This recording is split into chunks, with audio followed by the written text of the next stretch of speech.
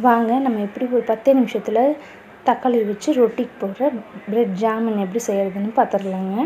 ரொம்ப ஈஸி தாங்க. ஒரு பாத்திரத்தை எடுத்து குக்கர் எடுத்து தண்ணி ஊற்றிக்கோங்க. அதுக்குள்ளே பாத்திரத்தை வச்சு தக்காளிகளை நல்லா கழுவி அதில் போட்டுக்கோங்க.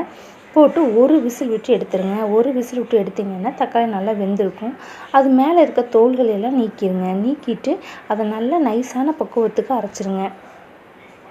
நல்லா நைஸான பக்குவத்துக்கு அரைச்சி அதை ஜல்லடை ஒன்று வச்சு அதில் இருக்க விதைகளையும் நல்லா வடித்து எடுத்துக்கோங்க. அப்போ நம்மளுக்கு நல்லா தக்காளி ஜூஸ் கிடச்சிடுங்க.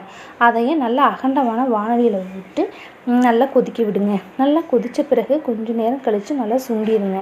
அந்த சுண்டினதுக்கப்புறம் உங்களுக்கு எவ்வளோ ஸ்வீட் தேவைப்படுதோ அதுக்கு தகுந்தாப்புல சர்க்கரையை ஆட் பண்ணிக்கோங்க. சர்க்கரையை ஆட் பண்ணி நல்லா கலரிகிட்டே இருக்கும்போது அந்த ஜாமுன் மாதிரி கொஞ்சம் பிசுபிசுப்பு தன்மையோடு தெரியுங்க உங்களுக்கு. அப்படி இருக்கும்போது ஆஃப் பண்ணிடுங்க. கைவிடாமல்